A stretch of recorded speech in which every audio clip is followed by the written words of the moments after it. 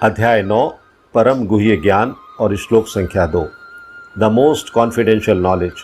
भगवान अर्जुन के लिए गुह्यतम जो शब्द आया है ना, गुह्यतमम, तो वो गुह्यतमम ज्ञान दे रहे हैं। मोस्ट कॉन्फिडेंशियल, गुह्यतमम का मतलब है मोस्ट कॉन्फिडेंशियल, तो वो ज्ञान अभी भगवान अर्जुन को दे रहे हैं। तो उसका ये दूसरा श्लोक है जिसमें कि कहा गया है राजविद्या राजगुह्यम पवित्रम इदम उत्तमम प्रत्यक्षावगमम धर्म्यम सुसुखम कर्तुम अव्ययम। राजविद्या अर्थात विद्याओं का राजा, राजगुह्यम गोपनीय ज्ञान का राजा, पवित्रम शुद्धतम, इदम ये है उत्तमम दिव्य, प्रत्यक्ष अनुभव से अवगमम समझा गया, धर्म्यम धर्म, सुसुखम अत्यंत सुखी, कर्तुम संपन्न करने में, अव्ययम अविनाशी। तो भावार्थ और तात्पर्य हिज डिवाइन ग्रेस एसी भक्ति वेदांत स्वामी श्रील प्रभुपाद के द्वारा। श्रील प्रभुपाद की जय। श्रील प्रभुपाद लिखते हैं कि ये ज्ञान सब विद्याओं का राजा है। राज विद्या जब कहा गया ना, the king of all knowledge, तो ये ज्ञान सब विद्याओं का राजा है जो समस्त रहस्यों में सर्वाधिक गोपनीय है। राजगुह्यम, तो ये मोस्ट सीक्रेट है। पवित्रम इदम उत्तमम, ये परम शुद्ध है, पवित्र है, और चूंकि यह आत्मा की प्रत्यक्ष अनुभूति कराने वाला है, अतः ये धर्म का सिद्धांत है। प्रत्यक्षावगमम धर्म्यम, सुसुखम कर्तुम अव्ययम, ये अविनाशी है और अत्यंत सुखपूर्वक संपन्न किया जाता है।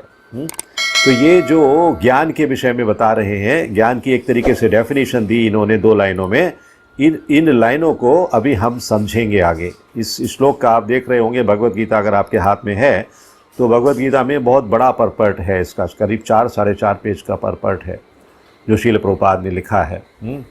तो इसको हम समझेंगे पूरे परपर्ट को कि किस तरह से श्रील प्रभुपाद हमें ये जो गुह्य ज्ञान है इसके विषय में भूमिका बता रहे हैं। अभी दिस इज ओनली प्रीफेस, ज्ञान नहीं है अभी, लेकिन ज्ञान के विषय में जानकारी है। तो भगवत गीता का ये अध्याय विद्याओं का राजा या राज विद्या कहलाता है, क्योंकि ये पूर्ववर्ती व्याख्यायित समस्त सिद्धांतों एवं दर्शनों का सार है। पूर्ववर्ती मतलब पहले बताए गए, व्याख्यायित मतलब बताए गए सभी जो सिद्धांत हैं और दर्शन है उनका सार है ये राज विद्या। तो भारत के प्रमुख दार्शनिक जैसे कि गौतम ऋषि, कणाद ऋषि, कपिल ऋषि, याज्ञवल्क्य ऋषि, शांडिल्य ऋषि और वैश्वानर हैं। सबसे अंत में व्यासदेव आते हैं जो वेदांत सूत्र के लेखक हैं, जिन्होंने हमें श्रीमद् भागवतम दिया है ना। अतः दर्शन या दिव्य ज्ञान के क्षेत्र में किसी प्रकार का अभाव नहीं है। ये जो डिवाइन नॉलेज है, ये जो दिव्य ज्ञान है, इसके विषय में कहते हैं श्रील प्रभुपाद कोई अभाव नहीं है, no scarcity, everything is available, only we should be willing to get that knowledge. वो ज्ञान प्राप्त करने के लिए हमें उत्सुक होना चाहिए, बस इतनी सी बात है। ज्ञान तो बहुत है। तो अब भगवान कहते हैं कि ये 9वां अध्याय ऐसे समस्त ज्ञान का राजा है, किंग ऑफ ऑल नॉलेज। ये वेदाध्ययन से प्राप्त ज्ञान एवं विभिन्न दर्शनों का सार है। जो वेरियस फिलॉसफीज हैं उनकी समरी है, ये जिस्ट है, ये गुह्यतम है, क्योंकि गुह्य या दिव्य विज्ञान में आत्मा तथा शरीर के अंतर को जाना जाता है।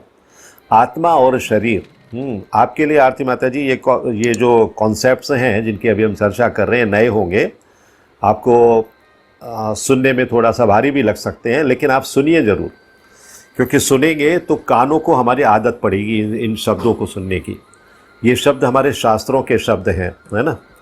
तो गुह्य या दिव्य ज्ञान में आत्मा तथा शरीर के अंतर को जाना जाता है। शरीर और आत्मा का अंतर, शरीर और आत्मा का अंतर क्या है? ये शरीर है जो हमारे सामने है, और आत्मा कहाँ है? आत्मा हमारे हृदय में है, यहाँ पर है। ये दोनों अलग अलग 2 एंटिटीज़ हैं, एक एंटिटी नहीं है ये। क्योंकि जब आत्मा निकल जाती है शरीर से तब भी शरीर तो रह जाता है। अगर ये एक ही एंटिटी होती तो आत्मा निकल जाने के बाद शरीर भी भाग जाता किधर भी, लेकिन शरीर कहीं नहीं जाता है, शरीर अपनी जगह पर रहता है। इसका मतलब है शरीर अलग है और आत्मा अलग है। आत्मा जब उसका लोप हो जाता है वो गायब हो जाती है शरीर से, तो शरीर बाकी रह जाता है। इसका मतलब है दोनों अलग अलग हैं और दो चीज़ें हैं, ये टू डिफरेंट एंटिटीज़ हैं, आत्मा और शरीर।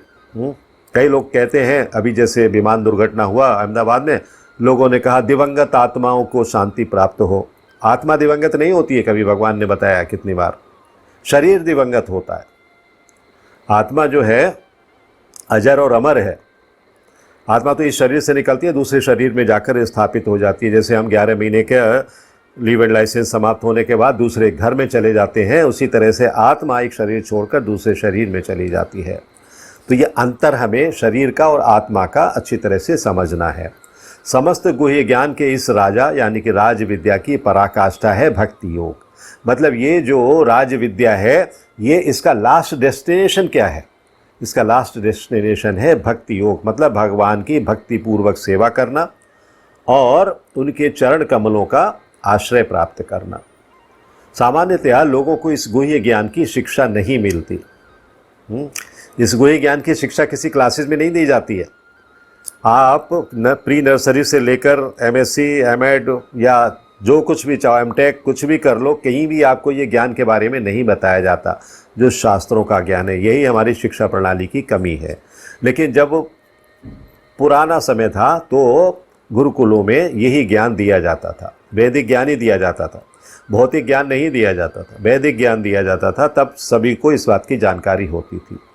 उन्हें बाह्य शिक्षा दी जाती है। बाह्य मतलब external education is given, internal education नहीं दी जाती। आत्मा के बारे में नहीं बताया जाता है, परमात्मा के बारे में नहीं बताया जाता है, परमेश्वर के बारे में नहीं बताया जाता है कि हमारा क्या संबंध है इनसे, हम क्यों आए हैं इस धरती पर। तो जहाँ तक सामान्य शिक्षा का संबंध है, उसमें राजनीति पढ़ाई जाती है, पॉलिटिकल साइंस, सोशोलॉजी पढ़ाई जाती है, फिजिक्स पढ़ाई जाती है, केमिस्ट्री पढ़ाई जाती है, मैथ्स पढ़ाया जाता है, ज्योतिर्विज्ञान पढ़ाया जाता है, इंजीनियरिंग पढ़ाई जाती है। ऐसे बहुत सारी पढ़ाइयाँ हैं जिनमें मनुष्य जीवन भर व्यस्त रहता है। एक बार प्री नर्सरी में स्कूल क्या चालू हो गया, उसके बाद पूरी जीवन भर पढ़ाई छूटती नहीं है। Continuous they involve themselves to get the material knowledge, not spiritual knowledge. Spiritual knowledge कहाँ से मिलेगी? ये शील प्रभुपाद के ऐसे जो ग्रंथ हैं जो हम लोग पढ़ते हैं कृष्णा कॉन्शियसनेस में, ये सभी हमें मटेरियल नॉलेज की जगह पर क्या दे रहे हैं? अब स्पिरिचुअल नॉलेज दे रहे हैं। विश्व भर में ज्ञान के अनेक विभाग हैं और अनेक बड़े बड़े विश्वविद्यालय हैं, किंतु दुर्भाग्यवश कोई ऐसा विश्वविद्यालय या शैक्षिक संस्थान नहीं है जहाँ आत्मविद्या की शिक्षा दी जाती हो। No university is teaching the science of soul. आत्मा का विज्ञान कोई यूनिवर्सिटी नहीं पढ़ा रही। फिर भी आत्मा शरीर का सबसे महत्वपूर्ण अंग है। Most important part of this body is soul, but nobody is teaching about it. आत्मा के बिना शरीर महत्वहीन है। आत्मा, मैंने कहा, निकल गई तो शरीर पड़ा रह जाता है, कोई मतलब नहीं है उसका। तो भी लोग आत्मा की चिंता न करके जीवन की शारीरिक आवश्यकताओं को अधिक महत्व देते हैं। यही सबसे बड़ी प्रॉब्लम है कि लोग आत्मा के विषय में नहीं सोचते हैं, आत्मा के बारे में चिंतन नहीं करते हैं, आत्मा को प्रसन्न रखने के उपाय नहीं करते हैं। इस शरीर को प्रसन्न रखने का उपाय करते हैं कि शरीर को गर्मी नहीं लगनी चाहिए इसलिए एसी लगा लो, शरीर को अच्छा लगना चाहिए इसलिए रसगुल्ला खा लो, शरीर को अच्छा लगना चाहिए इसलिए 2 घंटा और सो लो। आत्मा के लिए हम कुछ नहीं करते। कोई भी चीज़ अगर सुबह से लेकर शाम तक हम करते हों तो वो आत्मा उससे प्रसन्न होती है। लेकिन जो भक्त बन जाते हैं, जो भक्ति में आ जाते हैं, वो आत्मा की प्रसन्नता के लिए कार्य करते हैं, कीर्तन करते हैं, भगवान की पूजा करते हैं, ऐसे क्लासेस अटेंड करते हैं, भक्तिपूर्ण कार्य करते हैं जिससे कि आत्मा को प्रसन्नता हो। शरीर को प्रसन्नता हो या नहीं हो, कितनी भी गर्मी क्यों ना हो, मुझे आरती करनी ही करनी है, मुझे कितने भी गर्मी क्यों ना हो, मुझे भगवान का भोग बनाना ही बनाना है। तो वो शरीर की प्रसन्नता के लिए नहीं किया जा रहा है। किसके लिए कर रहे हैं? आत्मा की प्रसन्नता के लिए। क्योंकि परमात्मा की सेवा जब हम कर रहे हैं तो परमात्मा प्रसन्न होंगे तो आत्मा स्वयं से प्रसन्न होगी। तो श्रीमद् भगवद गीता में 2 अध्याय से ही आत्मा की महत्ता पर बल दिया गया है। आत्मा का क्या महत्व है, इंपॉर्टेंस ऑफ द सोल, इसके बारे में 2nd चैप्टर से ही भगवान ने बताना शुरू कर दिया है। प्रारंभ में ही भगवान कहते हैं कि ये शरीर नश्वर है, शरीर नाशवान है। अभी मैंने कहा ना, वो एयरक्राफ्ट के एक्सीडेंट में शरीर सब मारे गए, आत्मा किसी की नहीं मारेगी। आत्मा सब अलग अलग लोकों में, अलग अलग डेस्टिनेशंस में चली गई। तो आत्मा अविनाशी है, शरीर नश्वर है और आत्मा अविनाशी है। अंतवंत इमे देहा नित्य से योक्ता शरीरिणः, यही ज्ञान का गुह्य अंश है। केवल ये जान लेना कि यह आत्मा शरीर से भिन्न है, ये निर्विकार, अविनाशी और नित्य है। निर्विकार मतलब उसको कोई विकार नहीं होता। आपके शरीर को दर्द होता है, आत्मा को दर्द नहीं होता है। आप शरीर के दर्द के लिए बाम लगाते हो या वॉलेनी लगाते हो, लेकिन आत्मा में दर्द नहीं होता, इसलिए वहाँ पर कुछ लगाते नहीं हो। अविनाशी है मतलब उसका विनाश नहीं होता है आत्मा का। हाँ, शरीर का विनाश होता है। क्योंकि आत्मा का विनाश क्यों नहीं होता? क्योंकि वो भगवान की अंश है। भगवान भी अविनाशी हैं और आत्मा भगवान का अंश है, इसलिए वो भी अविनाशी है और नित्य है। नित्य का मतलब है कि कभी समाप्त नहीं होने वाली है, for ever life, long lasting. आत्मा कभी समाप्त नहीं होती, कितने भी शरीर क्यों ना बदल ले। वो 84 लाख योनियों में भटकते हुए वो आत्मा अलग अलग शरीरों को धारण करते हुए रहे, लेकिन फिर भी आत्मा आत्मा ही रहती है। जितनी बड़े साइज में है उतने ही बड़े साइज में रहती है। वो ना बड़ी होती है ना छोटी होती है, ना उसका नाश होता है, ना उसे आप काट सकते हैं, ना जला सकते हैं, ना कुछ कर सकते हैं। इससे आत्मा के विषय में कोई सकारात्मक सूचना प्राप्त नहीं हो पाती। किससे? जो ज्ञान हमें जो भौतिक जगत का मिलता है उसमें हमें कोई इन्फॉर्मेशन आत्मा के विषय में नहीं मिलती है। कभी कभी लोगों को ये भ्रम रहता है कि आत्मा शरीर से भिन्न है, और जब शरीर नहीं रहता या मनुष्य को शरीर से मुक्ति मिल जाती है तो आत्मा शून्य में रहता है और निराकार बन जाता है। बहुत से जो मायावादी या निर्विशेषवादी चिंतक हैं वो ये समझते हैं कि जब एक बार शरीर से आत्मा निकल जाती है तो वो शून्य में विलीन हो जाती है। शून्य में विलीन नहीं होती है, उसका अस्तित्व रहता है और वो किसी दूसरे शरीर को धारण करती है, इसीलिए निराकार भी नहीं है। वो शरीर कौन सा होता है हमें पता नहीं होता, लेकिन वो किसी न किसी शरीर में स्थापित होती है। किंतु ये वास्तविकता नहीं है। जो आत्मा शरीर के भीतर इतना सक्रिय रहता है, अभी हम बोल रहे हैं, आप सुन रहे हो, ये किस वजह से हो रहा है कि आत्मा शरीर में सक्रिय है इसलिए हम बोल पा रहे हैं, और आत्मा शरीर में सक्रिय इसलिए आप सुन पा रहे हो। और ज्यों ही ये आत्मा नहीं रहेगी इन शरीरों के अंदर, त्यों ही हम कितना भी बोले कोई नहीं सुन पाएगा, और कोई भी सुनने के लिए बैठा हो हम नहीं बोल पाएंगे, क्योंकि आत्मा नहीं है। तो जो आत्मा शरीर के भीतर इतना सक्रिय है, एक्टिव है, वो शरीर से मुक्त होने के बाद जो सोच है उन लोगों की, निष्क्रिय कैसे हो सकता है, इनएक्टिव कैसे हो सकता है? जब शरीर में रहते हुए इतना एक्टिव है, सारे कार्य शरीर के किससे चलते हैं? उसी आत्मा से चलते हैं। हम देखते हैं, सूंघते हैं, सुनते हैं, दर्द महसूस करते हैं, कोई भी चीज़ महसूस करते हैं, वो आत्मा की उपस्थिति के कारण होता है। एक बार आत्मा निकल जाने के बाद आप इस हाथ के 10 टुकड़े कर दीजिए, कोई दर्द नहीं होगा।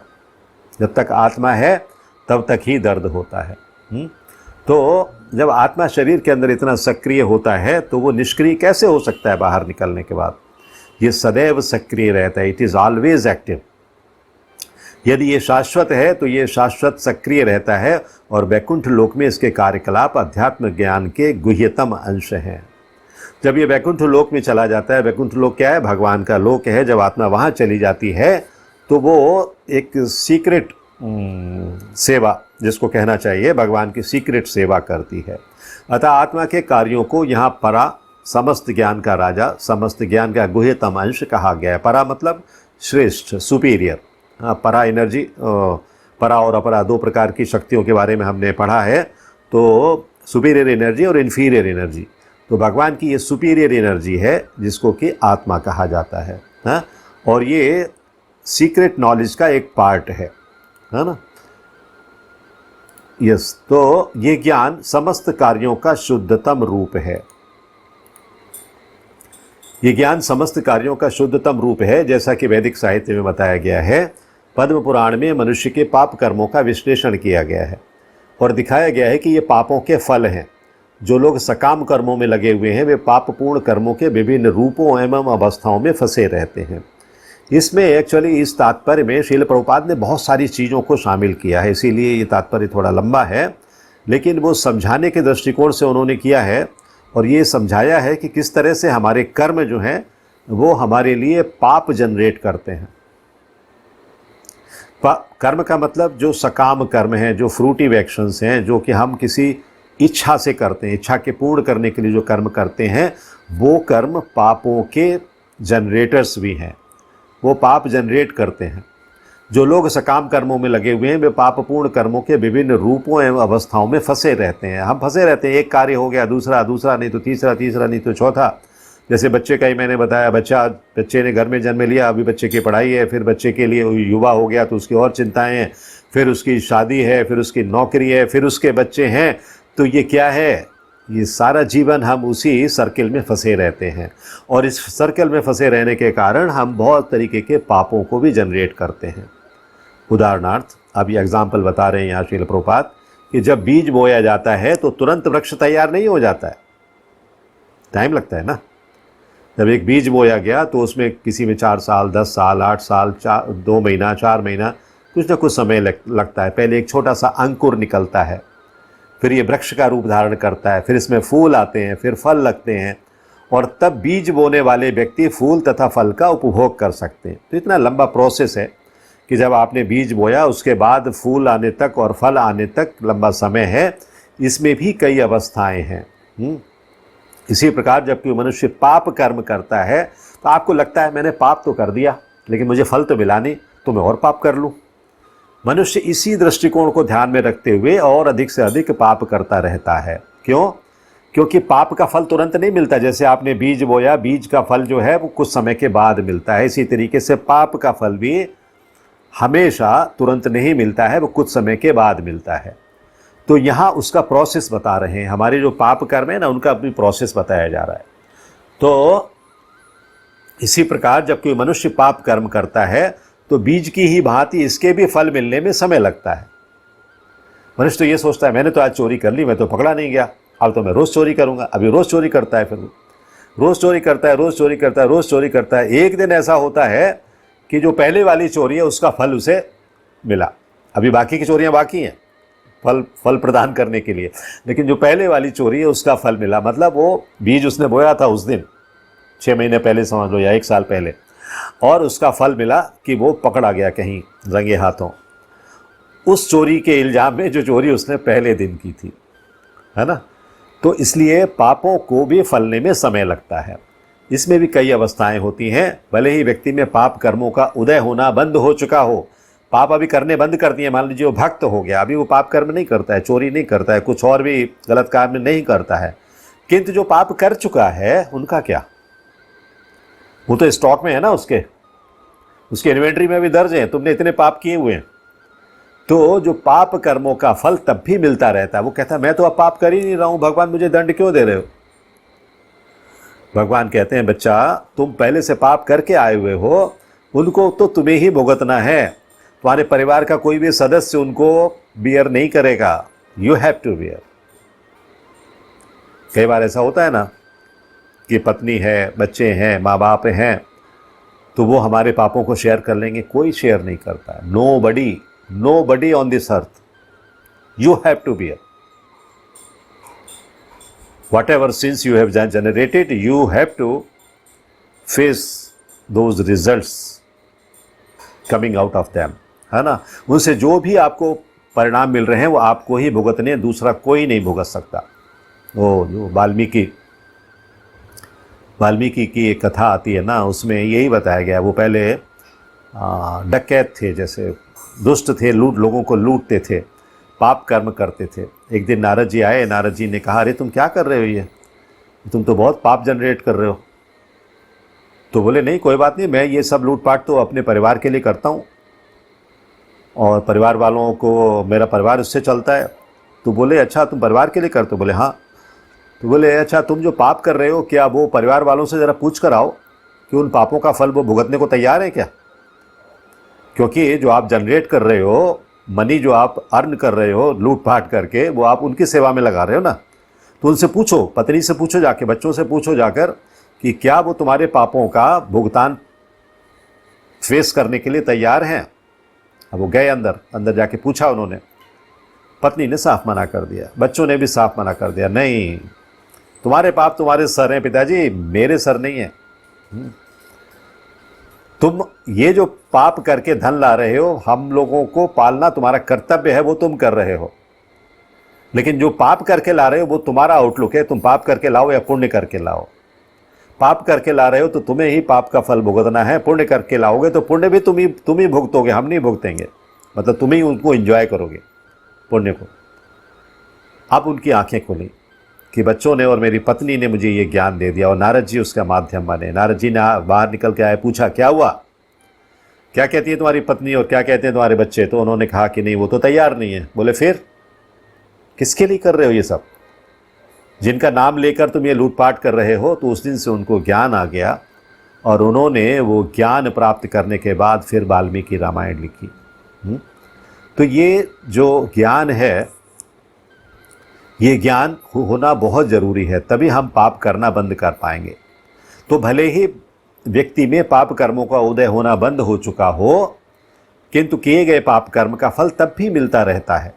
कुछ पाप तब भी बीज रूप में बचे रहते हैं, कुछ फलीभूत हो चुके होते हैं जिन्हें हम दुख तथा वेदना के रूप में अनुभव करते हैं। कुछ का फल मिल गया, कुछ अभी बाकी है, वो आगे मिलने वाला है। हमें तकलीफ़ें हो रही हैं जीवन में, हम संघर्ष उठा रहे हैं, तो वो संघर्ष के पीछे देयर इज़ सम रीजनिंग।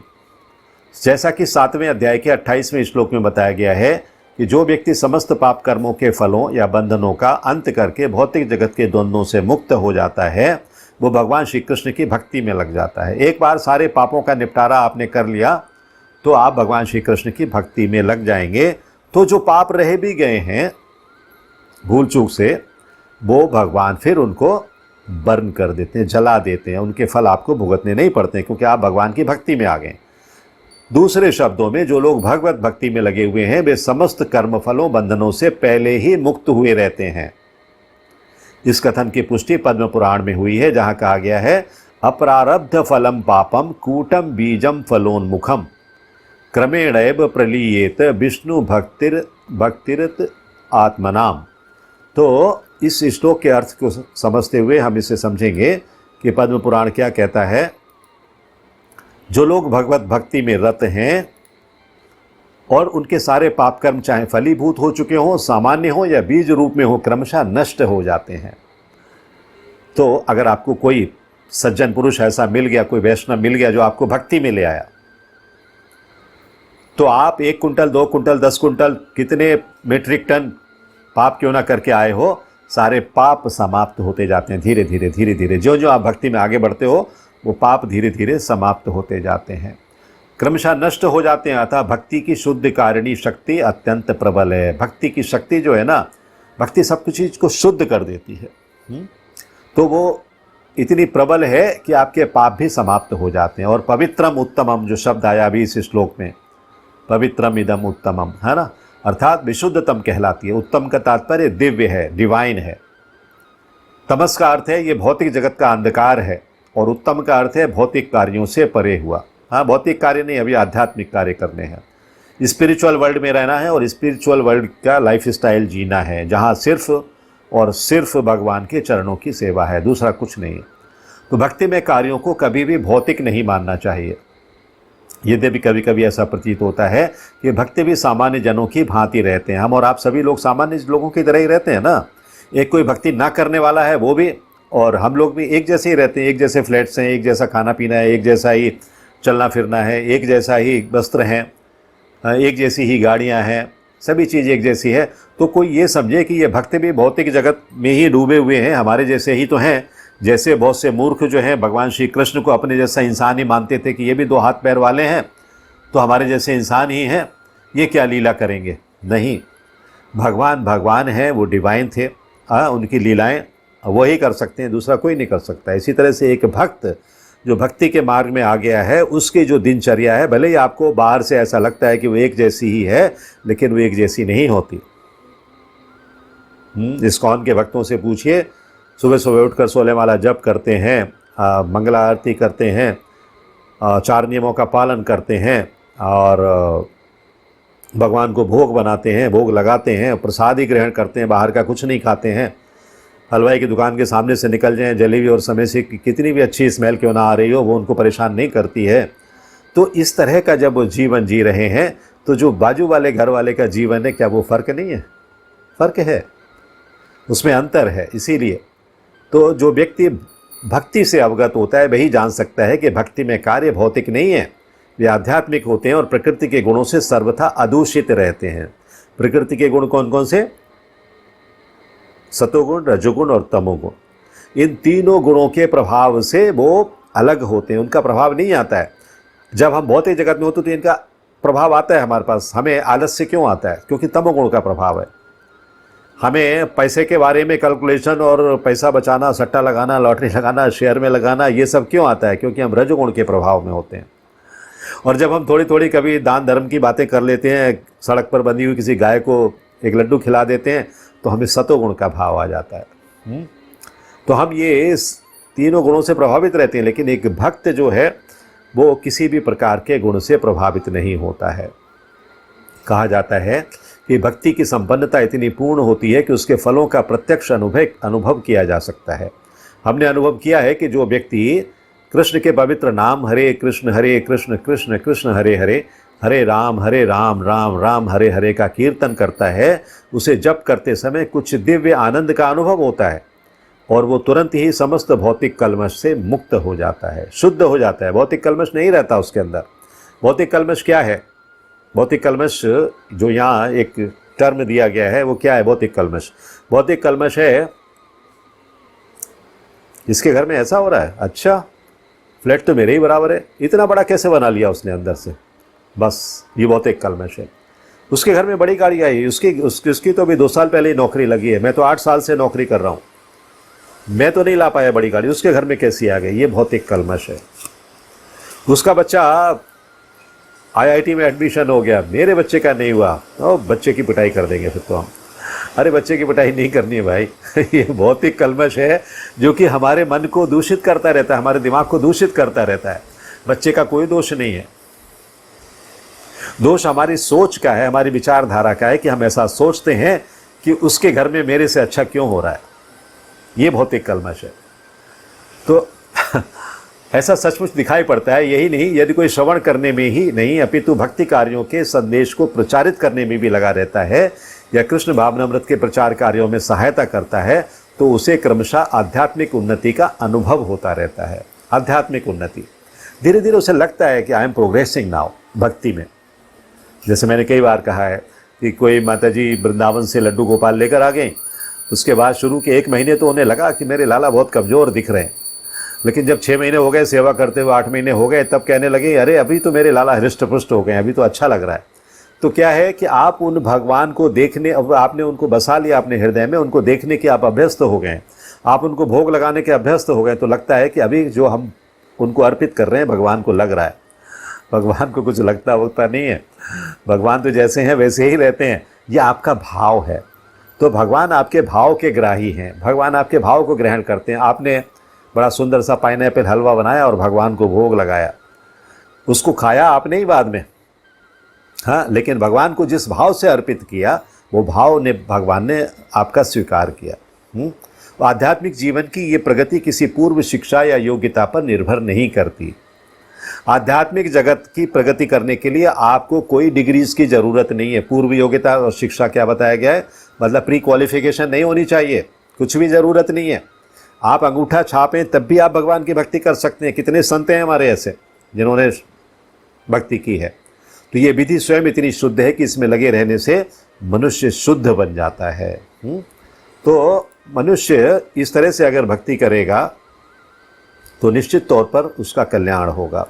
वेदांत सूत्र में 3.2.26 भी इसका वर्णन प्रकाशश्च कर्मण्य अभ्यासात के रूप में हुआ है, जिसका अर्थ है कि भक्ति इतनी समर्थ है कि भक्ति कार्यों में रत होने मात्र से बिना किसी संदेह के प्रकाश प्राप्त हो जाता है। आप भक्ति में लग जाने के बाद कुछ भी इच्छा मत करो, भगवान से कुछ मांगो मत, फिर भी आपका जीवन प्रकाशित रहेगा। आपके जीवन में एक स्पेशल लाइट रहेगी, आपके जीवन में एक स्पेशल प्रसन्नता रहेगी, आपके जीवन में एक स्पेशल वातावरण रहेगा। आपने कुछ मांगा नहीं भगवान से, लेकिन आप भगवान की सेवा कर रहे हो, भक्ति कर रहे हो, तो ये भगवान की कृपा है। इसको हमें भगवान की कृपा के तौर से समझना चाहिए। इसका उदाहरण नारद जी के पूर्व जन्म में देखा जा सकता है। अभी एक और उदाहरण यहाँ पर दे रहे हैं कि नारद जी जब बालक थे ना, वो दासी के पुत्र थे। उनकी माँ भी देखो आप विधिवत समाज के लिए स्वीकार्य नहीं थी, वो दासी की दासी थी और दासी के पुत्र नारद जी थे। अभी नारद जी देवर्षि बन गए। एक दासी का पुत्र किस लेवल तक पहुंच गया, कैसे पहुंचा? भक्ति के लेवल पर।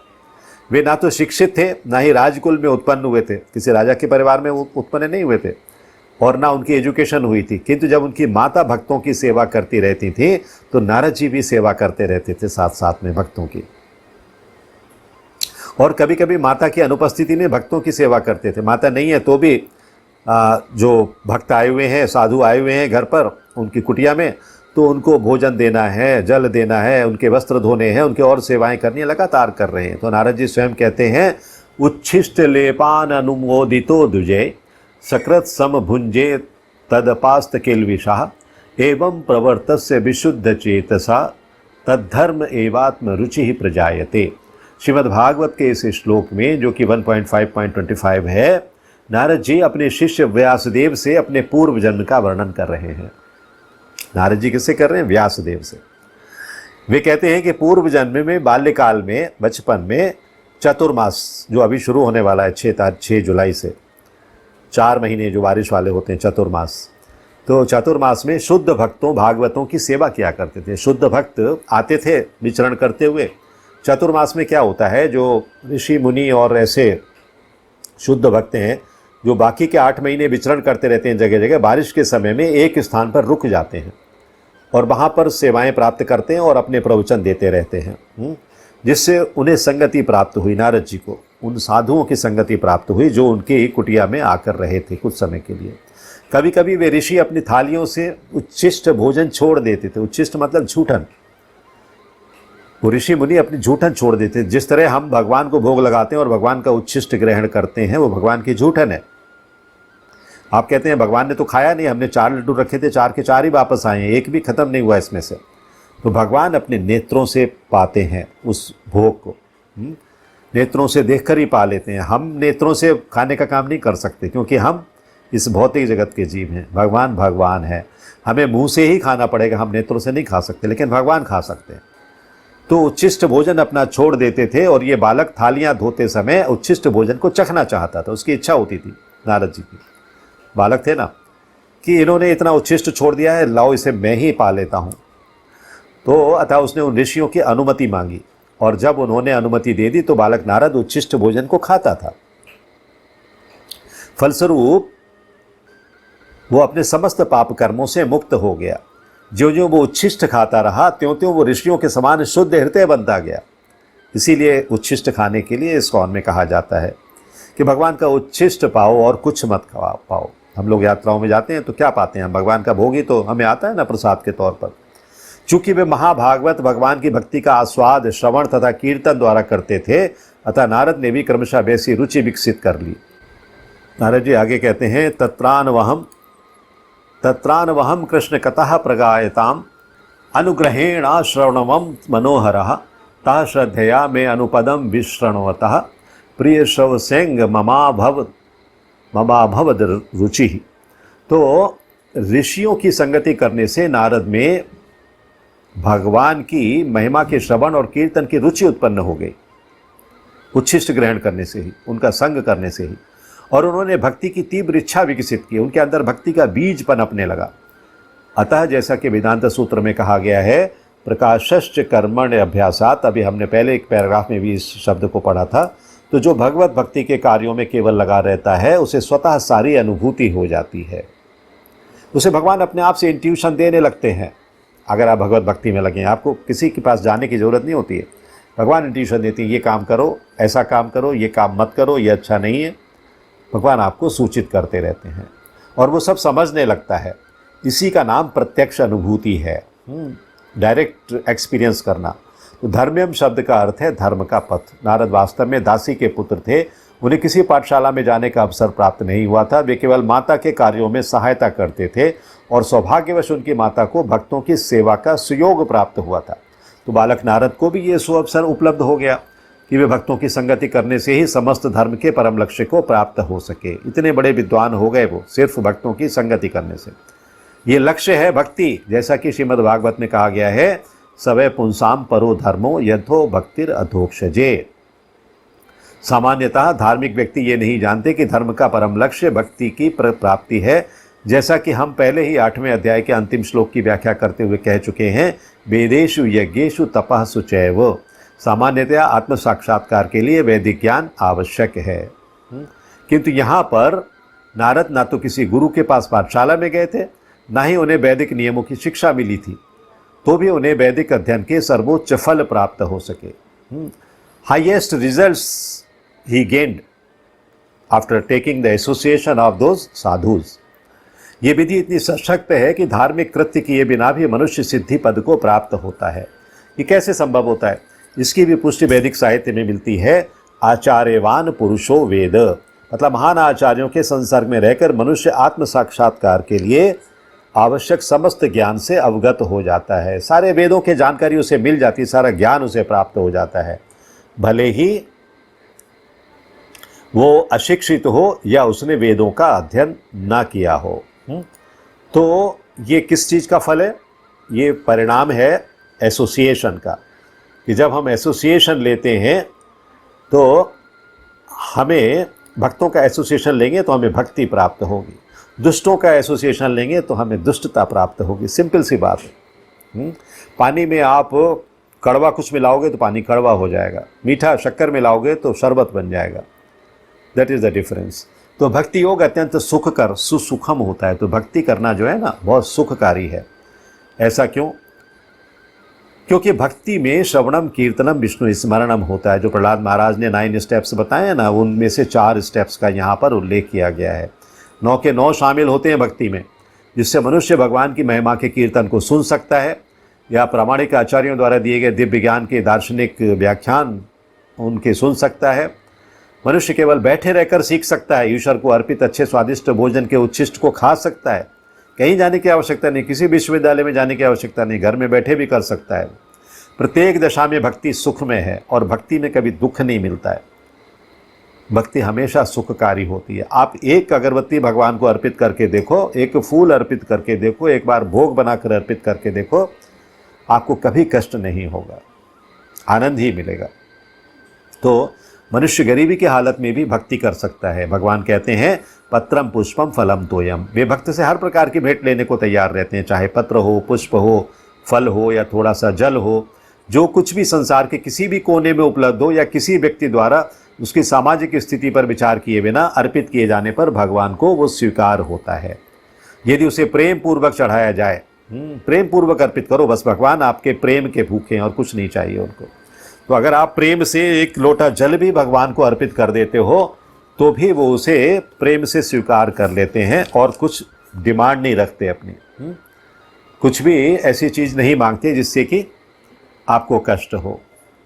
इतिहास में ऐसे अनेक उदाहरण प्राप्त हैं। भगवान के चरण कमलों पर चढ़े तुलसी दल का आस्वादन करके सनत कुमार जैसे मुनि महान भक्त बन गए। अतः भक्ति योग अति उत्तम है और इसे प्रसन्न मुद्रा में संपन्न किया जा सकता है।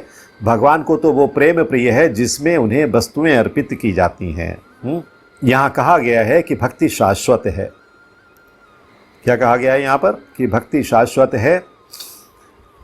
जैसा कि मायावादी चिंतक साधिकार कहते हैं, यद्यपि वे कभी कभी भक्ति करते हैं किंतु उनकी ये भावना रहती है कि जब तक मुक्ति न मिल जाए तब तक उन्हें भक्ति करते रहना चाहिए। किंतु अंत में जब ये मुक्त हो जाएंगे तो ईश्वर से उनका तादात्म्य हो जाएगा। मतलब जो 5 प्रकार की मुक्ति मैंने बताई है ना, वो मुक्ति चाहते हैं वो, ये तदाकार मुक्ति है। भगवान के साथ आकार मिल जाएगा उनका, भगवान के जैसे एक हो जाएंगे। तो ये वो जो निर्विशेषवादी हैं या मायावादी हैं, ये उनकी इच्छा होती है, लेकिन भक्त की इच्छा नहीं होती है। भक्त की इच्छा होती है हमेशा चरण कमलों की सेवा करना। इसलिए वास्तविक भक्ति तो मुक्ति के बाद भी बनी रहती है। जब भक्त भगवत धाम को जाता है तो वहाँ भी वो भगवान की सेवा में रत हो जाता है, वो भगवान से तदाकार नहीं होता। तो भगवान की सेवा करना चाहता है, इसलिए भगवान के आकार में मिल जाएगा तो कैसे वो भगवान की सेवा कर पाएगा? फिर नहीं कर सकता सेवा। जैसा कि श्रीमद् भगवत गीता में देखा जाता है कि वास्तविक भक्ति मुक्ति के बाद प्रारंभ होती है, वास्तविक भक्ति। लेकिन उसके लिए हमें जो प्लेटफॉर्म दिया गया तैयारी करने के लिए, वो तो अभी है ना। अभी जब हम तैयारी करेंगे तब हम वास्तविक भक्ति के स्तर तक पहुंचेंगे। तो मुक्त होने पर जब मनुष्य ब्रह्म पद पर स्थिर होता है, ब्रह्मभूत प्रसन्नात्मा न शोचति न कांक्षति, है ना, तब उसकी भक्ति प्रारंभ होती है। समा सर्वेषु भूतेषु मद भक्तिम लभते पराम। कोई भी मनुष्य कर्म योग, ज्ञान योग, अष्टांग योग या अन्य योग करके भगवान को नहीं समझ सकता। जितने भी योगी आप मार्केट में देखते हैं ना, ये योग वो योग प्रचलन करते हैं, हमारे आपके मोहल्लों में भी हैं, वो लोग भगवान को प्राप्त नहीं करते हैं। इन योग विधियों से भक्ति योग की दिशा में किंचित प्रगति हो सकती है, किंतु भक्ति अवस्था को प्राप्त हुए बिना कोई भगवान को समझ नहीं सकता। किंचित प्रगति मतलब थोड़ी सी प्रगति हो सकती है, लेकिन भगवान को प्राप्त नहीं कर सकते। श्रीमद् भागवत में इसकी भी पुष्टि हुई है कि जब मनुष्य भक्ति योग संपन्न करके विशेष रूप से किसी महात्मा से श्रीमद् भागवत या भगवत गीता सुनकर शुद्ध हो जाता है, तो वो समझ सकता है कि ईश्वर क्या है, हु इज गॉड। इस प्रकार भक्ति योग या कृष्ण भावनामृत समस्त विद्याओं का राजा और समस्त गुह्य ज्ञान का राजा है। ये धर्म का शुद्धतम रूप है और इसे बिना कठिनाई के सुखपूर्वक संपन्न किया जा सकता है। अतः मनुष्य को चाहिए कि इसे ग्रहण करे। हरे कृष्णा कृष्ण कृष्ण हरे हरे, हरे Ram Ram Ram Hare Hare. If you like this video, press the like button and share it with your family and friends. If you want to watch more such videos, please subscribe to our channel, and for getting updates, press the bell icon.